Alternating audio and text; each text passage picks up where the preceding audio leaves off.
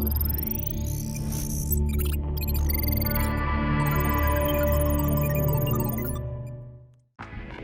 everybody, this is Chris from the SUMURI software team, and in today's video I'm going to be talking to you guys about Apple Extended Attributes and Apple Extended Metadata and how it can really help you out in some of your investigations. And I'm also going to be providing a couple of examples as well, so that you can kind of see how this information is basically invaluable to some of your cases.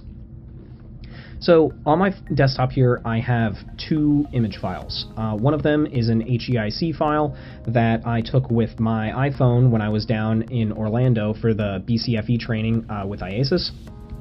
And then another one is a picture of my cat that my mom took on her, I want to say it's a Samsung Galaxy phone, and sent to me via messaging app. So really quickly, I'm going to go ahead and demonstrate. There's essentially a command in the Mac terminal called MDLS, or Metadata Listing, that will essentially show all of the associated Apple Extended Attributes and Apple Extended Metadata associated with a file. So I'm going to go ahead and run the command against the HEIC file, and it's going to output a whole bunch of information. So all of these KMD item is basically going to be showing a different tracked piece of data for Apple Extended Attributes. So you can see that there's quite a few of them. So you have different things like the display name. You also have different things like the if it's a picture or an image, then it'll show you like what model or make of device that like took the original screenshot or the file. Or took the image essentially. So you can see that in this case it was taken with my Apple iPhone 11. You're also going to find different things like altitude. You can find the content creation and modification date, as well as the type of file that it is. There's even things down to it shows you what OS version the original device that took the picture was. Different things like the content modification or the file system content change date, and there's also a bunch of there should be geolocation data down here, so the longitude and the latitude that you can use to find where the image was taken. And a little bit further down we actually have, so I'm going to come back to these here in a second, the use counts and the use dates, because those can be really important for a lot of your investigations. But you also have down here towards the bottom is where some of the Apple metadata can actually be really helpful. So you can see here that we have a user shared receive date, which will show the initial date that the photo was received. It can actually track two different contacts that are associated with files. So in this case, it's going to be myself. If there's specific like handles, so a lot of times this can be email addresses or phone numbers, as well as what device or like the device name that the file was originally received with. And you can even see down here the shared received transport that's going to show exactly how the file ended up on the device that you're using to begin with. So in this case, we can actually see that it was airdropped. So if we put all this information together, we can actually show that this file in particular was shared by Chris Grettenberger, and my handle is just going to be chris@sumuri.com. So we have not only a name and an associated email address, but we also have a date that the file was originally received, the method of transport being airdrop, and then we can also see the name of the device for being Chris's iPhone.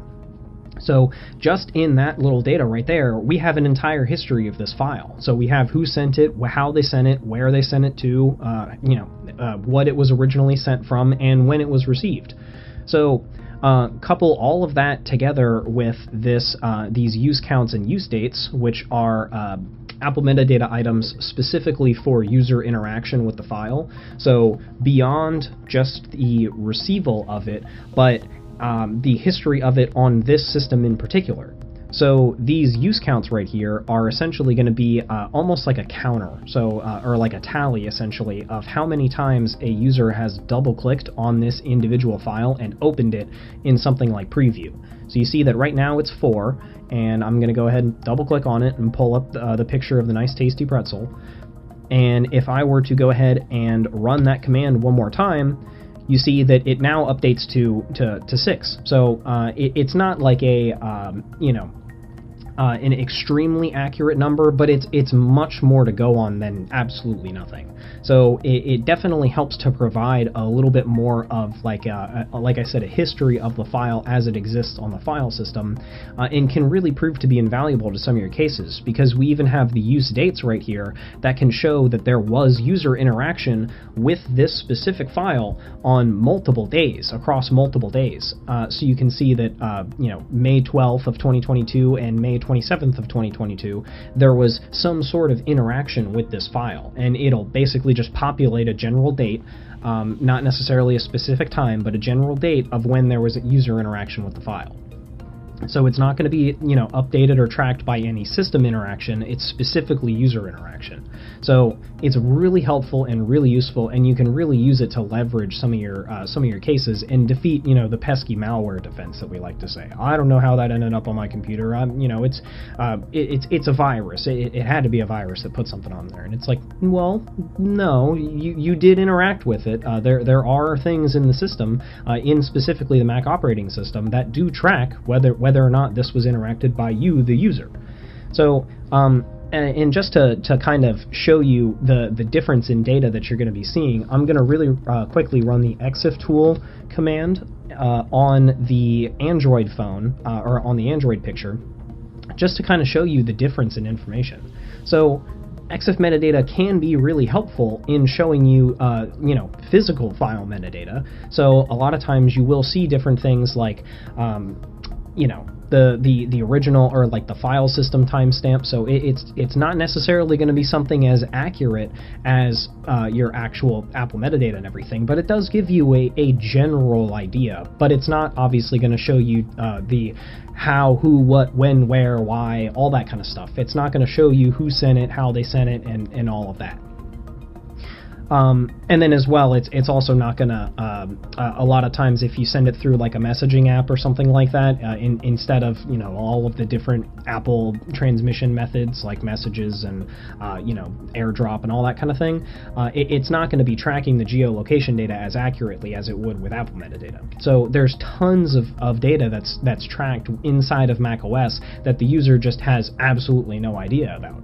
So it can be really helpful to some of your investigations, and it can really kind of turn the tide and really show you that you know the full picture of what happened because you're using all of the resources available to you.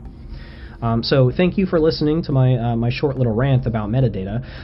And one last thing that I wanted to add too is that obviously we try to do everything that we can, and we really embody the mentality of how important this metadata is in all of our tools. So Recon ITR and Recon Lab specifically, we really kind of hone in on this data and make sure that what you're seeing is the full picture. So we do what we can to preserve it and present it to you in a way that's readable and helpful to a lot of your investigations. So if you haven't already, I would definitely recommend checking out a demo or reaching out to a member of our team for some more information about it, and we would be more than happy to do basically exactly this and show you physically the data that you would be missing if you were to go with like another non-native tool.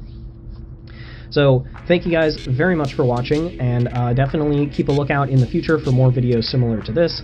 And if you have any questions or concerns about anything covered in this video, a member of our team would be more than happy to help you guys out. So thank you guys very much, and I hope you have a wonderful and fantastic rest of your day.